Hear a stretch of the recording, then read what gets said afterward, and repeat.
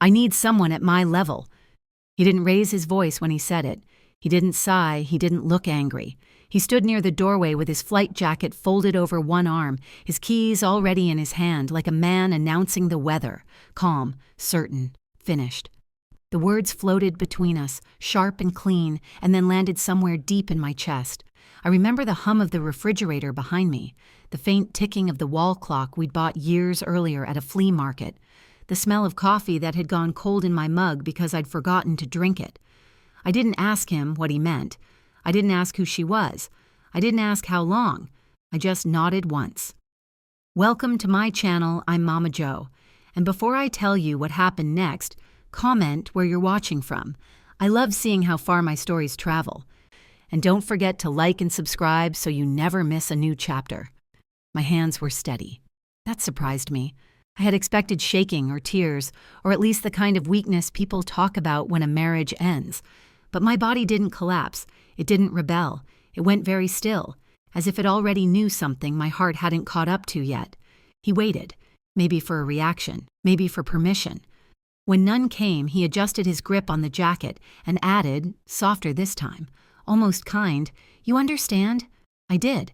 Not because I agreed, but because I finally saw him clearly. The door closed behind him with a gentle click.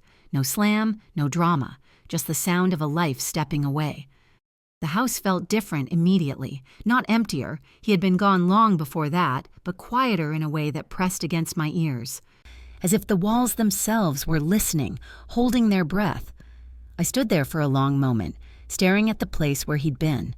Then I turned and looked at the uniform hanging neatly on the back of the dining chair. Navy blue, crisp, gold stripes stitched with care, pilot. The word still felt unreal. Just hours earlier, that same uniform had been the center of a celebration. That morning, the hangar had been filled with light and sound. Cameras flashed in quick, blinding bursts. White light bounced off metal wings and polished floors. Voices echoed everywhere. Laughter, congratulations, applause. Someone popped open a bottle of sparkling juice, and the sharp fizz cut through the air. I stood beside him, close enough for the photographs, far enough to feel invisible. "Ma'am." "Just a little closer," the photographer had said, gesturing with his free hand while adjusting his lens. I stepped forward without thinking. My dress brushed against his sleeve. He didn't move. His smile was practiced, wide and effortless, the kind of smile that came naturally to him now, the kind that made people believe in his future. "Congratulations," an instructor said, shaking his hand firmly. "You earned this." Another voice chimed in. "We always knew you'd make it." He laughed at that, a confident sound that echoed through the hangar. I smiled too. I always did. My face knew what to do even when my heart lagged behind. The hangar smelled like fuel and metal and something clean I couldn't name. Cold air circulated overhead, humming softly. His name was spoken again and again, each time wrapped in admiration. I heard none of mine. A woman nearby dabbed her eyes with a tissue. "This is such a proud moment," she said to no one in particular. I nodded, as if she'd spoken to me. I was proud, truly. I had been proud for years, proud through every setback, every doubt, every night he came home exhausted and unsure. Pride, I had learned, was quiet work. The photographer raised his camera again. "Perfect. Hold that. Sir, just angle your shoulders a bit, yes. And ma'am, lift your chin slightly." I lifted my chin. The flash went off. In that moment, frozen in white light, I felt something slip. Not break, slip. Like a thread pulled gently loose from a seam. I didn't know then that it was the last picture we would ever take together. The drive home was silent. He hummed softly to himself, a habit he'd picked up during training. The radio stayed off. The road stretched long and bright ahead of us, the sky impossibly blue. I watched the landscape pass by and thought about all the miles we had traveled together. Early mornings, late nights, sacrifices folded neatly into routines. He turned into the driveway without slowing. Inside the house, he placed the jacket carefully on the chair as if it were something sacred. He loosened his tie, rolled his shoulders, and finally looked at me. Not with affection, not with resentment, but with distance. That was when he said it. "I need someone at my level." The sentence was perfectly balanced, clean, thought out. It wasn't meant to wound. That was the cruelest part. It was meant to explain. I watched his mouth form the words and realized he had been practicing them long before that day. After he left, I walked through the house slowly. The living room looked the same. The couch cushions still held their shape. A thin line of sunlight crept across the rug. In the kitchen, a single plate sat in the sink from breakfast. Ordinary things. I reached out and touched the back of the dining chair, where the fabric was still warm from the uniform. My fingers lingered there longer than necessary. I thought about screaming, about collapsing onto the floor, about calling someone, anyone, to tell them what had just happened. Instead, I made myself another cup of coffee. I sat at the table and wrapped both hands around the mug, letting the warmth sink into my palms. The clock ticked. The refrigerator hummed. Time did not pause for grief. I didn't beg. I didn't chase him. I didn't ask for explanations. Somewhere deep inside, something settled. Not acceptance. Not yet. Clarity. That evening, when the house grew dark and quiet, memories crept in uninvited. I saw him years earlier, sitting at the same table, shoulders slumped, head in his hands. "I don't think I can do this," he'd said back then. "Maybe I'm not cut out for it." I had reached across the table and covered his hands with mine. "You can," I'd told him. "You just don't see it yet." I remembered the nights I stayed awake while he studied, the mornings I woke him gently so he wouldn't miss class, the way I learned to measure encouragement in careful doses. I remembered believing that love was a runway you built together. I was wrong. Love, I would later learn, is not what lifts someone into the air. It's what keeps them grounded. And by the time he learned how to fly, he no longer saw the ground beneath him. That was the day my marriage ended. That was the day his career truly began. And that was the day I learned something that would take me years to fully understand. Altitude doesn't always mean elevation. They like to say success is built on confidence. What they don't say is how often it's built on someone else's quiet endurance. Before the uniform, before the applause, before the word pilot became something people said with reverence. There was a kitchen table. Ours was old, the kind with one leg that never quite stopped wobbling. He used to wedge a folded napkin under it so his notebooks wouldn't slide while he studied. I would pretend not to notice. Small mercies keep peace longer than arguments. Most nights he sat there long after the house went quiet, manuals spread open. Highlighters uncapped, pages filled with numbers, diagrams, routes I didn't understand but memorized anyway because he talked about them in his sleep. I learned the language of aviation before I ever learned the language of loss. Lift, drag, thrust, stall, words that sounded harmless until I realized one of them would eventually describe our marriage. I worked early mornings then. My alarm went off while the sky was still dark, while the world still smelled like dew and quiet. I moved softly so I wouldn't wake him, packed his lunch, laid out his clean shirt, kissed his forehead without lingering. He needed rest, he said. His mind needed to be sharp. Mine apparently did not. I carried the house the way women of my generation were taught to, without ceremony, without complaint, without expectation of thanks. Bills paid on time, meals warm, encouragement ready, doubt absorbed and dissolved before it reached him. When he failed his first evaluation, he came home hollow-eyed and silent. He sat on the edge of the bed and stared at his hands like they had betrayed him. "I told you," he said quietly. "I'm not cut out for this." I sat beside him and rested my hand on his back.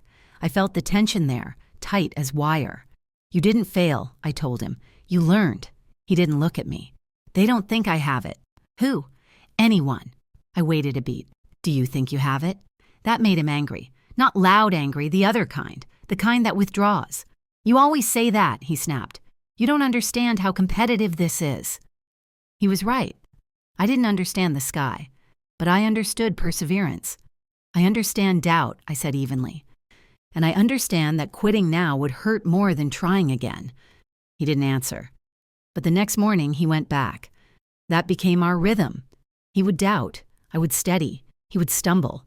I would absorb the fall. People think support is loud. It isn't.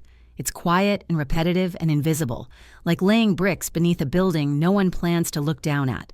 As the years passed, his training consumed more space.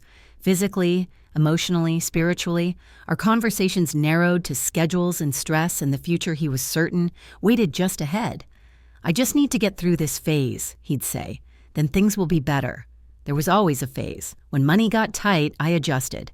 Cut corners, took extra shifts, learned to stretch a meal without making it look stretched. He didn't ask how I managed it, and I didn't volunteer the details. It wasn't his burden, I told myself. That was the sentence I repeated whenever something hurt. At family gatherings, people asked about him. How's the training going? When will you fly commercially? You must be so proud. I nodded, smiled, answered politely. No one asked how I was doing. At first, I didn't notice. Then I noticed and told myself it didn't matter. Then I noticed and started shrinking to fit the space that was left. Success changes people slowly. It's not a switch, it's an erosion. Praise came first, then admiration, then impatience. He began correcting me in public, not sharply, casually, as if I were a detail slightly out of place. That's not how it works, he'd say, waving a hand. You wouldn't get it. It's complicated. I stopped offering opinions. I became background. At night, he talked about the future with a brightness that didn't include me anymore. Cities, routes, lounges, people I hadn't met but could already picture. Sharp suits, quick smiles, effortless confidence. You'll love it, he said once, distracted, scrolling through his phone. Once we're there. I didn't ask where there was. Somewhere along the way, my encouragement turned into expectation. My presence turned into convenience. My sacrifices turned into assumptions. I saw it happening and still stayed. That's the part people never forgive women for. But leaving wasn't simple. Not when you've invested years into someone else's becoming. Not when you believe, truly believe, that love means finishing what you started. The night he received the call confirming his final approval, he didn't hug me. He laughed. He paced. He called his parents. He called friends. He called people who hadn't seen him struggle. When he finally looked at me, his eyes were shining. I did it, he said. I smiled back. You did. He corrected me without meaning to. We did. That was the last time he included me in the sentence. After that, things moved quickly. The uniform arrived, the schedule shifted, the house adjusted around his needs. I watched him change in the mirror. His posture straightened, his voice firmed, his patience thinned. He stopped asking for reassurance. He started measuring. I could feel it in the way he looked at me, like he was evaluating something outdated, something that had served its purpose but no longer matched the rest of the set. The day of the ceremony, I stood beside him with my back straight and my smile ready. I wore the dress he liked, the sensible one, the one that didn't draw attention. I wanted him to shine. I had been doing that for years. When the applause ended and the cameras moved on, he leaned toward me and said almost gently, "We should talk later. Not tonight, not soon, later." I nodded, already tired. By the time he took off, he no longer saw who held the ground. And by the time he said he needed someone at his level, I understood something that had taken me years to admit. I didn't build his wings.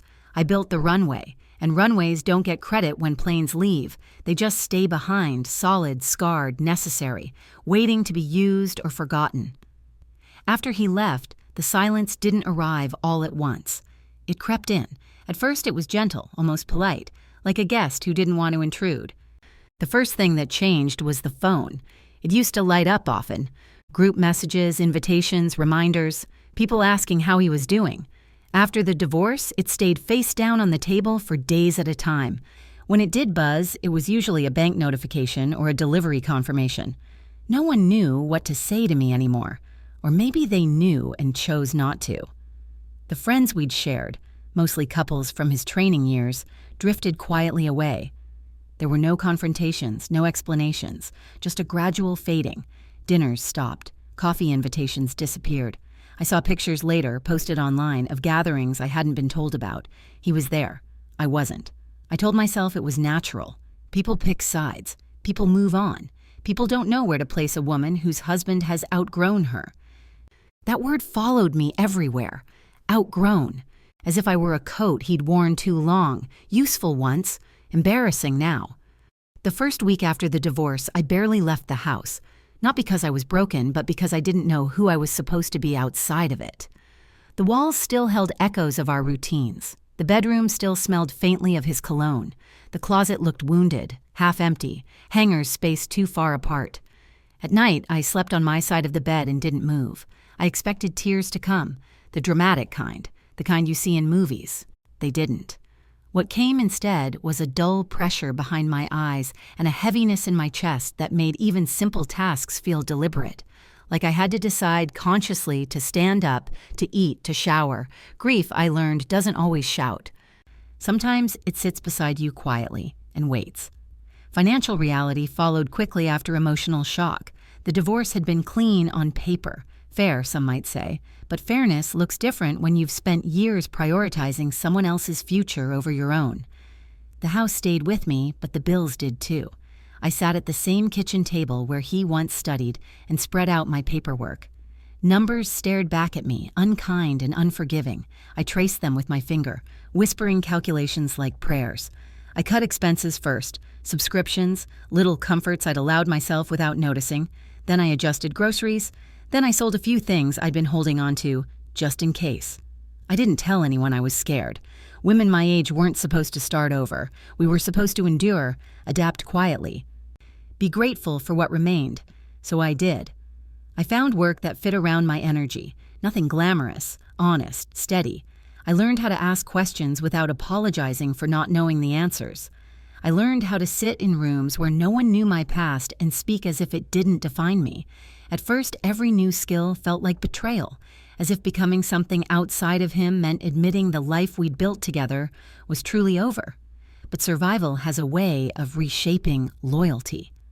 I stopped waiting for updates about his life. That wasn't a decision I made. It was something that happened gradually. One day, I realized I hadn't wondered where he was or who he was with or whether he missed me. That realization frightened me more than the divorce ever had. Without him as a reference point, my identity felt blank. So I filled it slowly. I read books I'd never had time for. Took long walks in the early mornings when the world was quiet and forgiving. I noticed details I'd once rushed past. The way sunlight pooled on the sidewalk, the smell of bread from a nearby bakery, the rhythm of my own footsteps. I learned that silence could be chosen. Loneliness still came, of course, especially in the evenings, especially on holidays. There were moments when I caught myself reaching for my phone, wanting to share something small, a thought, a memory, a frustration. I stopped myself every time. I was learning not to reach for what had let go of me.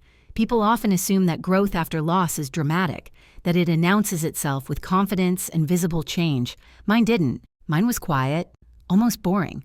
I grew in ways no one clapped for. I learned to trust my judgment again, to sit with discomfort without immediately smoothing it over, to let questions remain unanswered.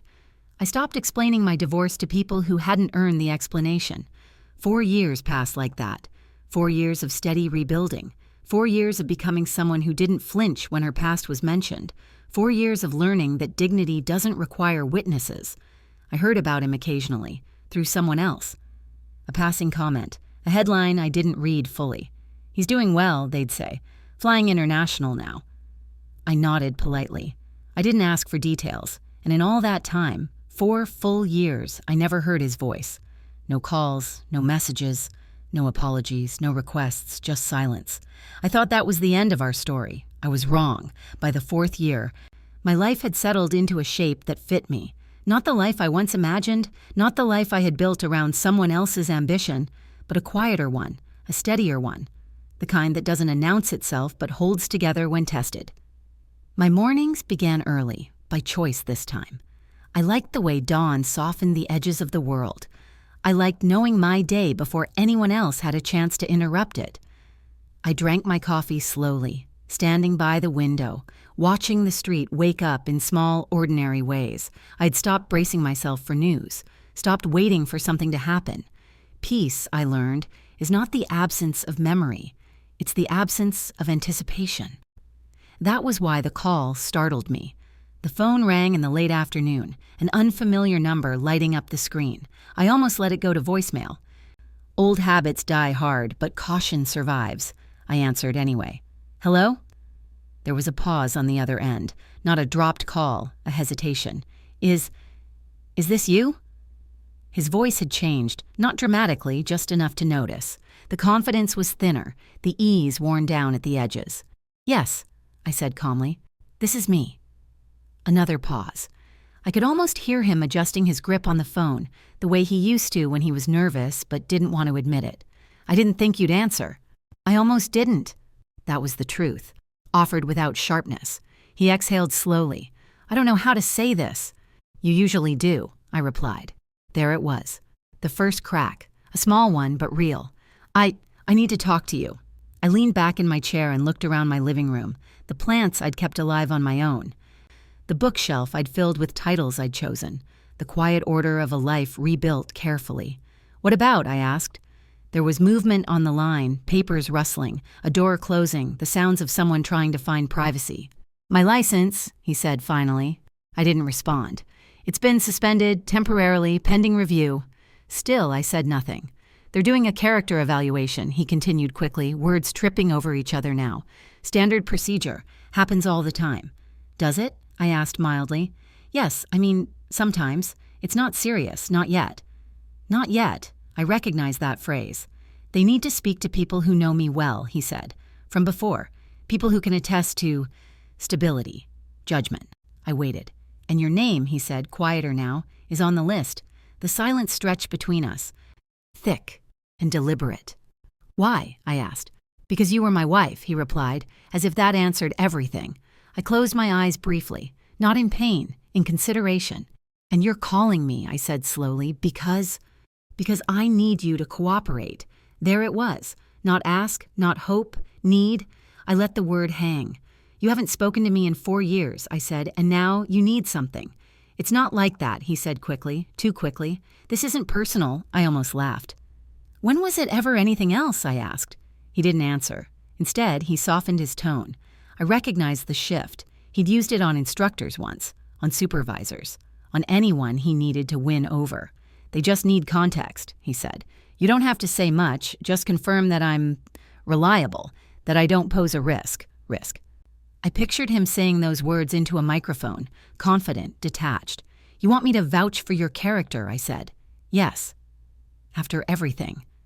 I glanced at the clock on the wall. It ticked steadily, unimpressed by urgency. When do they need this? I asked. He hesitated. Soon. How soon? A few weeks, maybe less. I nodded to myself. I'll think about it, I said. He exhaled sharply, relief rushing in too fast. Thank you. I knew you'd understand. I corrected him gently. I didn't say yes. The relief evaporated. But you'll help, he insisted. You always did. The words landed heavier than he intended. I'll call you, I said, and ended the call before he could respond. The room felt very still afterward. I sat there for a long time, phone resting in my hand, replaying the sound of his voice. Not because I missed it, but because it sounded unfamiliar. Smaller. Unsteady. Fear does that to people. That evening, an email arrived, official, polite, carefully worded, a request for a meeting. I read it twice, then a third time. My name printed neatly at the top, followed by his. Still linked on paper, even after all that distance. I thought about the woman I had been 4 years earlier, the one standing in the kitchen, nodding as her marriage ended. The one who had made herself smaller so someone else could feel taller. She would have said yes immediately, out of habit, out of loyalty, out of a misplaced sense of responsibility. I wasn't her anymore. I replied the next morning. I agreed to meet, on my terms. The day of the meeting, I dressed simply. Not to impress, not to intimidate, to reflect who I had become. The building was quiet, modern, all glass and steel. I signed in and waited, hands folded in my lap. My reflection stared back at me from the polished surface of the table beside the chair. I looked older, not worn, seasoned. He arrived late. When he saw me, he froze for half a second, not long enough for anyone else to notice, long enough for me to see. You look well, he said. So do you, I replied, which was polite but not accurate. We sat across from each other. The distance between us felt deliberate, measured. He fidgeted with his pen, cleared his throat. I appreciate you coming, he said. I'm here to listen, I replied, not to promise anything. He nodded, eyes flicking away. He talked for a long time, about procedures, about misunderstandings, about how unfair the situation was. He avoided personal language, as if emotions might weaken his case. I listened, not as his wife, not as his supporter, as an observer. When he finally stopped, he looked at me expectantly. I just need them to see me the way you used to, he said quietly. I held his gaze. They will, I said. He smiled, relief blooming again. I didn't. He didn't sound proud anymore. He sounded afraid. Power doesn't always announce itself. Sometimes it arrives quietly, sits down across from you, and waits to see what you'll do. After that meeting, I didn't rush home. I walked instead. The city was loud with its usual confidence, horns blaring, shoes clicking against pavement, voices overlapping in fragments of urgency. People moved like they always do when they believe tomorrow is guaranteed. I moved slower. I thought about how easily he had assumed I would help him, how naturally the expectation had returned, as if time had not passed, as if silence had not been a choice he made every day for 4 years. I didn't feel angry. That surprised me. Anger would have been simpler, cleaner, something to burn through and be done with. What I felt instead was clarity, the kind that settles into your bones and doesn't shake loose. He had come to me not because he remembered who I was, but because he had run out of options. That night, I slept deeply. No dreams, no restlessness, just the solid weight of my body against the mattress, grounded and unmoving. In the days that followed, he sent messages, short ones at first, just checking in. Let me know if you need anything. They're asking for timelines. I responded sparingly, politely, never urgently. Each reply was measured, each silence intentional. This wasn't strategy, not in the way people imagine it. I wasn't plotting, I wasn't rehearsing lines in front of a mirror, I wasn't imagining his downfall. I was simply no longer rushing to carry someone else's fear. When we met again, it was at a neutral place. A quiet office, glass walls, neutral tones, the kind of space designed to keep emotions from echoing. He looked tired, not exhausted, but strained, like someone holding tension in their jaw for too long. He stood when I entered. That was new. "Thank you for coming," he said. "I told you," I replied evenly. "I would listen." We sat. He spoke again, repeating much of what he'd already said before. The review board, the timelines, the stakes, his future, always hovering just out of reach. I noticed how often he said I. I noticed how rarely he paused. Finally, when his words slowed, I asked him a question. "Do you remember what you said to me?" The air shifted. He blinked. "What do you mean?" "The day you left," I clarified. "In the kitchen." His mouth opened, then closed. He began, then stopped. "That was a long time ago." "For me, it wasn't," I said calmly. He shifted in his chair, crossed his legs, uncrossed them. "I said a lot of things," he said carefully. "It was an emotional time." "It was a very specific sentence," I replied. "You said you needed someone at your level." Silence filled the room, thick and heavy. He looked down at his hands. "I didn't mean it the way it sounded," he said finally. I tilted my head slightly. "How did it sound?" He didn't answer. "Did you mean to say I was beneath you?" I asked. "No," he said quickly, too quickly. "Of course not. What did you mean then?" He swallowed. "I meant that our lives were moving in different directions." "That's not what you said." He sighed, frustration creeping into his voice. "Why are we talking about this now? That's not what this meeting is about." There it was, the dismissal, the impatience. 4 years hadn't changed everything. "This meeting," I said gently, "is about who you are. That's what they're evaluating." He leaned back, exasperated. "You know I'm a good man." I studied his face, the familiar lines, the practiced confidence slipping at the edges. "Do I asked. He stared at me, searching. "You supported me for years," he said. "You believed in me." "I believed in your potential," I corrected. "Not your entitlement." The words landed harder than I expected, not because they were cruel, but because they were accurate. He opened his mouth, then closed it again. "I didn't come here to argue," he said. "Neither did I replied. "I came to tell the truth." That unsettled him. People like him had grown accustomed to admiration, to validation, to narratives that smoothed out sharp edges. Truth is rarely smooth. I could see the calculation in his eyes now, the quiet fear he had tried to mask with professionalism. "Please," he said, lowering his voice. "This is my career, everything I've worked for." I thought about the nights at the kitchen table, the sacrifices made without acknowledgement, the years spent holding ground so he could rise. "I know," I said softly. "I was there." That was when he looked at me differently, not as a resource, not as a background figure, but as someone he could not control. The evaluation itself was submitted days later. I took my time with it. I didn't exaggerate. I didn't accuse. I didn't soften. I described him as I knew him. Competent, driven, intelligent, and emotionally distant, dismissive under stress, prone to valuing status over connection. I wrote with care, with restraint, with honesty. When I finished, I read it once more, then sent it without ceremony. I felt no rush of triumph, just relief. The power had shifted, not because I had taken it, but because I had stopped giving it away. And for the first time in years, I slept without carrying someone else's future on my chest. The notice arrived on a Tuesday morning. Plain envelope, official seal. My name typed neatly across the front. I didn't open it right away. I set it on the table and finished my tea first, watching steam curl upward in thin, patient lines. Outside, a delivery truck rumbled past. Somewhere down the street, a dog barked once and then stopped. Life, as always, continued without ceremony. When I finally slid my finger under the edge of the envelope and pulled the paper free, my hands didn't shake. The board had reviewed the evaluation. Further inquiry was underway. Additional interviews might be required.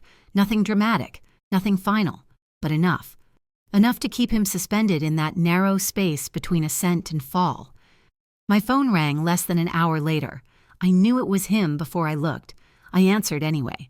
"Did you hear?" he asked, skipping any greeting. "Yes." "What did you say about me?" His voice was tight now, controlled but cracking at the seams. "I answered their questions," I replied. "That's not what I asked." I paused, just long enough to let him feel it. I told the truth. Silence.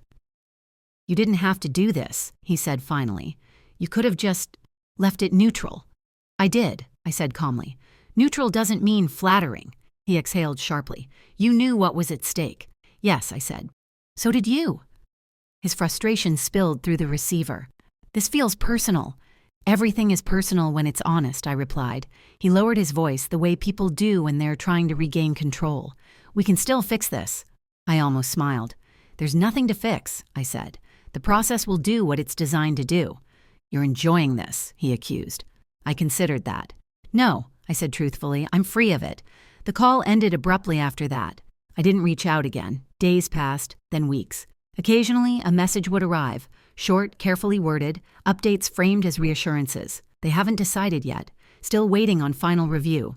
"I might need one more statement." I responded only once. "I've already said everything I have to say." After that, the messages stopped. The waiting room where we had last met replayed in my mind sometimes, not because of him, but because of myself. The woman who had sat there, calm and unmoved, while the past tried to reassert itself. I hadn't raised my voice. I hadn't demanded an apology. I hadn't reminded him of what I'd lost. I didn't need to. The truth had done the work for me. When the final decision came, it didn't arrive directly. I heard about it the way I'd learned to hear about things that no longer belonged to me, indirectly. A mutual acquaintance mentioned it over coffee, her voice lowered in that familiar conspiratorial way. "They didn't revoke his license," she said, "but they didn't clear him either. He's grounded for now. Indefinitely." Grounded, the word felt heavier than I expected. "He's appealing," she added. Of course. I nodded, thanked her for the update, and changed the subject. That night, I stood by my window and watched the sky darken. No planes passed overhead, just clouds drifting slowly, indifferent to ambition. I thought about how long it had taken me to understand something so simple. Power doesn't come from holding someone else's future. It comes from refusing to hold it when it no longer belongs to you. I didn't feel victorious. I felt finished. A week later, I ran into him unexpectedly. The grocery store was nearly empty. Late evening, fluorescent lights buzzing softly above narrow aisles. I was comparing prices on olive oil when I felt a presence beside me. I didn't need to look. "You always liked that brand," he said. I turned calmly. He looked smaller somehow, not physically, but internally. Like someone who had lost the habit of certainty. "It's reliable," I replied. He nodded, shifting his weight. "I heard you're doing well." "I am." "That's good." We stood there for a moment, surrounded by shelves and quiet. "I never thought you'd do that," he said finally. "Do what?" "Let me fall." I met his eyes. "I didn't push you," I said, "and I didn't catch you." He frowned. "You could have helped." "I helped for years." "That was different." "Yes," I agreed. "It was." His jaw tightened. "You always make it sound so simple." "Only now," I said, "because I stopped explaining myself." He studied me then, really studied me, as if searching for the woman he remembered. She wasn't there. "I didn't mean to hurt you," he said quietly. "I know," I replied. And I did. He opened his mouth, closed it, then tried again. "Do you ever regret it? Us?" I thought about the question carefully. No, I said, I learned from it. That seemed to unsettle him more than anger ever would have. I guess this is goodbye, he said. It was a long time ago, I replied. He nodded, stepped back, and walked away down the aisle. I watched him go, not with sadness, not with satisfaction, but with clarity. For the first time, he was the one walking away without certainty, and for the first time, I wasn't standing still behind him. I realized then something that settled deep and permanent inside me. I was never beneath him. I was just patient. Peace did not arrive with fireworks.